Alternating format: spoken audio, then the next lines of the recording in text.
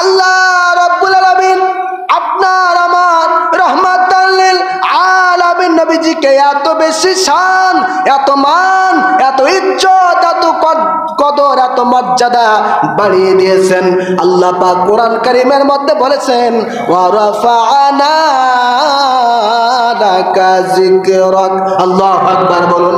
আল্লাহ পাক বলেছেন হাবিব আপনার শান, আপনার মান, আপনার ইজ্জত, কদর, মর্যাদা সকলের উপরে আমি আল্লাহ পাক সমুন্নত করেছি। আল্লাহু আকবার বলুন। এজন্য হাদিসে কুদসির মধ্যে এসেছে ইজা যুকিরতু যুকিরতা মাই, যেখানে আমি আল্লাহ তাআলার নাম উচ্চারণ হবে, স্মরণ হবে, সঙ্গে সঙ্গে নবী আপনার নামটাও স্মরণ হয়ে যাবে। সুবহানাল্লাহ। এজন্য আজানে, ইকামতে, নামাজে, তাশাহুদে, সালামে বিভিন্ন জায়গায় আল্লাহর নামের পাশাপাশি নবী পাকের নাম মোবারক আছে না নাই? জোরে বলেন আছে না নাই?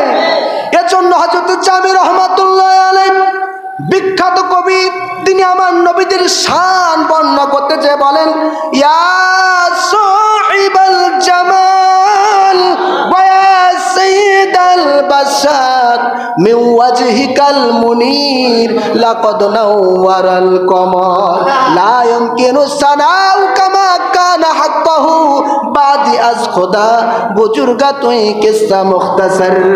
সুবহানাল্লাহ। আল্লামা জামি রহমাতুল্লাহ আলাইহি তিনি বলেন হে জ্যোতির্ময় মহামানব, আপনার নূরানি চেহারা থেকে স্বয়ং চাঁদ আলোকিত হয়েছে। আল্লাহু আকবার। আর আপনার শান, মান, ইজ্জত, মত, কদর, মর্যাদা এত বেশি যে আমরা বর্ণনা করতে পারবো না, বরং আমরা এতটুকু বলতে পারি আল্লাহর পরেই, খোদার পরেই বুজুর্গাতে মুখতাসার আপনার স্থান। বলেন সুবহানাল্লাহ। সম্মানিত হাজিরিন, এজন্য সে রহমাতাল লিল আলামিন আমাদের জন্য এসেছেন রহমত হিসেবে, বরকত হিসেবে। জোরে কোন ঠিক কিনা?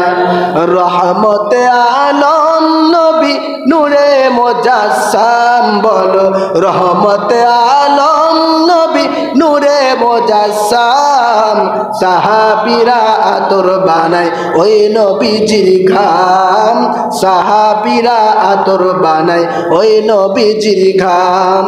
শোনো মানুষ জানো কেমন আমার নবীজি, যাহার পাগল চন্দ্র সূর্য তারকারাজি। ঠিক কিনা? শোনো মানুষ জানো কেমন আমার নবীজি, যাহার পাগল চন্দ্র সূর্য তারকারাজি। তোমরা আরো শুনবানি সুন্দর কাহিনী, আরো শুনবানি সুন্দর কাহিনী। জান্নাতের ওই রুমে রুমে লেখা নবীর নাম, জান্নাতের ওই রুমে রুমে লেখা নবীর নাম।